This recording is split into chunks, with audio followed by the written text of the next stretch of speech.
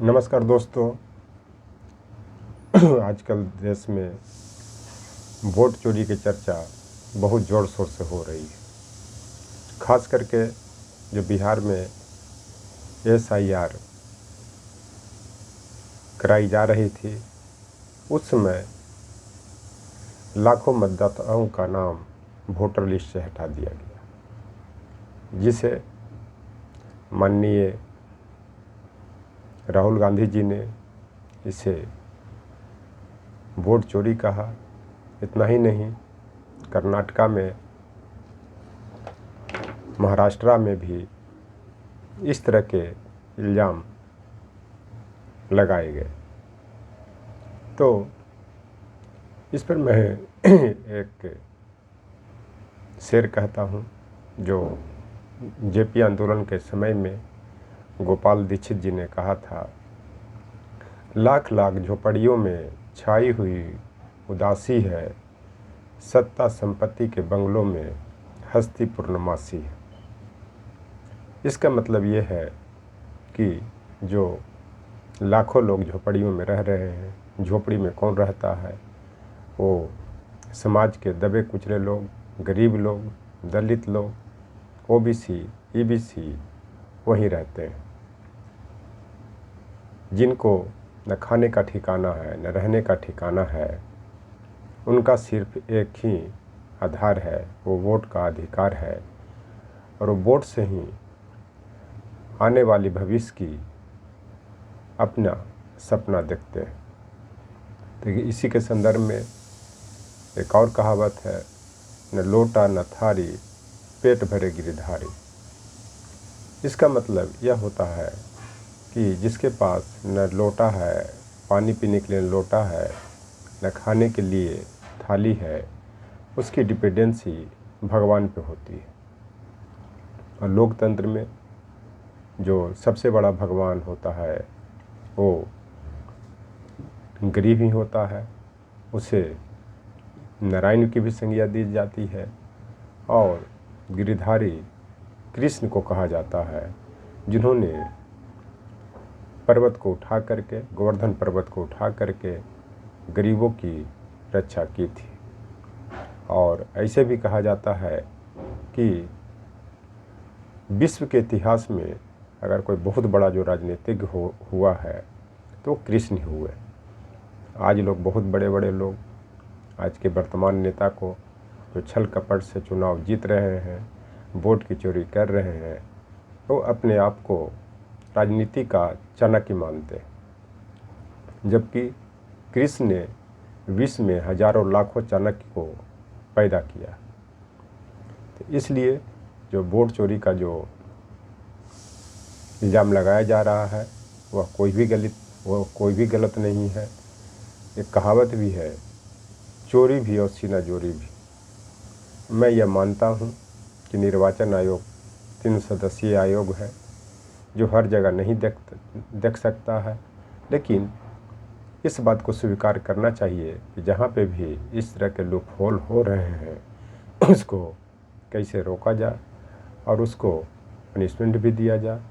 लेकिन वोट चोरी का एक आधार यह बनता है कि वो आधार को वैलिड नहीं मान रहे थे। मतदाता पहचान पत्र में जो भी बिहार की गरीब जनता है या देश की जनता है, उनके लिए आधार कार्ड को उन्होंने मान्यता नहीं दी थी।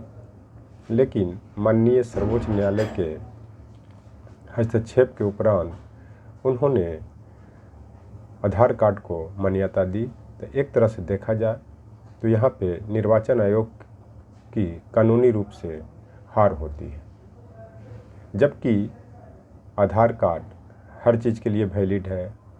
जब आधार कार्ड को आपने राशन कार्ड के लिए वैलिड माना, पासपोर्ट के लिए वैलिड माना, और सब इस तरह की जो लोक कल्याणकारी योजनाएं हैं उसके लिए आपने वैलिड माना, यहाँ तक कि बैंक अकाउंट के लिए भी आपने वैलिड माना, तो वोटर लिस्ट के लिए वैलिड क्यों नहीं माना?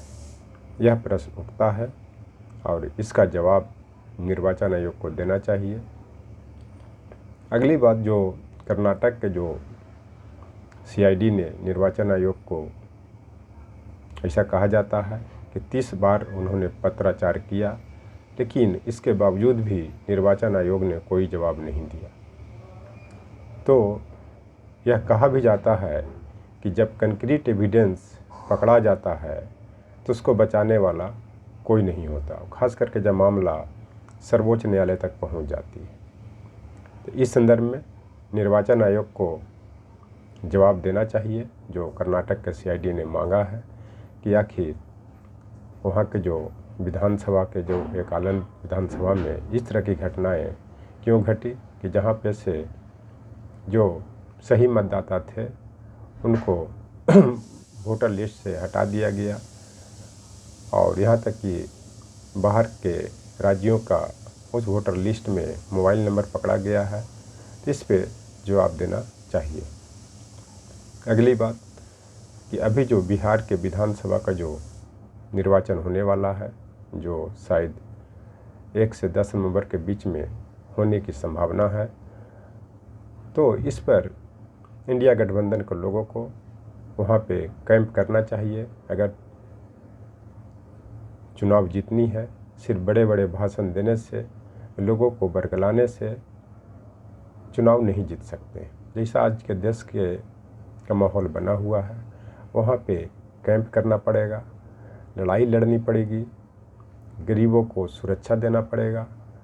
क्योंकि मुझे ऐसा लग रहा है कि वोट चोरी का जो मुद्दा है और आप लोगों ने ये गरीब तबके के लोगों को जो वोट का अधिकार दिलवाया, तो आपके पक्ष में सरकार बन सकती है अब बनना भी चाहिए। अगली बात कि अगर ये वोट चोरी को रोकना है, अगर वोट को जीत में तब्दील करना है, तो लालू जी का फ़ोटो बैनर पर लगाइए। क्योंकि मैं पिछले चुनाव में भी बोला था कि जब लालू राबड़ी जी की बैनर से फ़ोटो हटा दिया गया था, तो मैं बार बार उसमें बोलता था कि गरीबों को मसीहा इनको कहा जाता है। अगर इनको आप बैनर से हटाएंगे तो शायद आपको मुक्की खानी पड़ेगी और आप लोग को हार का सामना करना पड़ा। अब मात्र पूरे विधानसभा में आप लोगों को, इंडिया अलायंस के लोगों को मात्र 12,000 वोट कमा और 12 विधायक कमे। इस चलते ऐसी गलती नहीं करनी चाहिए, क्योंकि बाप बाप ही होता है, बेटा बेटा ही होता है। इसका मतलब ये होता है कि जिसने विरासत को बनाया है उसको भूलने का प्रयास नहीं करें।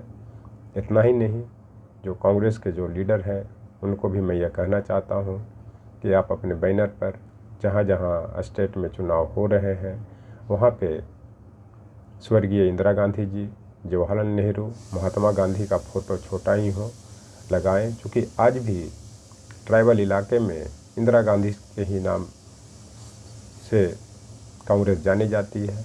वो अलग बात है कि सोनिया गांधी जी के नाम आता है, राजीव गांधी जी का भी नाम आता है, लेकिन अब जहाँ भी ट्राइबल इलाके या गरीब इलाके में चले जाएं तो आज भी उनके बच्चे, उनके पूर्वज के वोट पे इंदिरा गांधी जी के नाम आता है। उसका जो कारण है, जो गरीबी हटाओ का नारा, बैंकों का राष्ट्रीयकरण, देशी रियासतों का प्रीपर्स को समाप्त करना, ये सब में इंदिरा गांधी की ही देन है।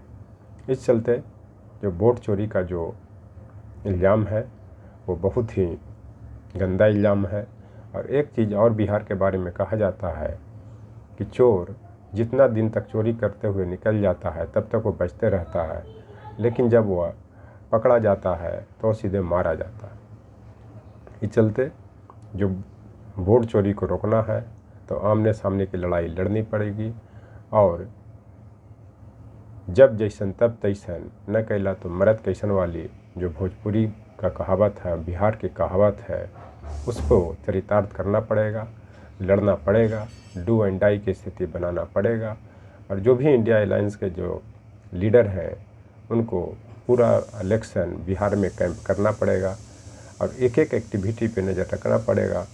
और जो भी मतदाता सूची से जिनका नाम छूट गया है उनको ऐड करवाना पड़ेगा।